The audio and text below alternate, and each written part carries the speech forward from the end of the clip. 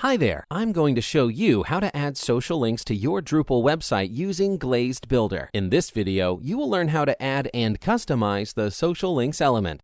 To add the element to the page, click on the plus icon. The element is under the Content tab. To add the social accounts, you will need to add the entire URL of the social media channel with the name of the channel. By default, the Facebook and YouTube URL are added automatically as an example. Now select the layout of the icons. These can be inlined or stacked on top of each other. Here you can select the style of the icons. Now you can set the size of the icons. Optionally, you can have hover effects on the social links.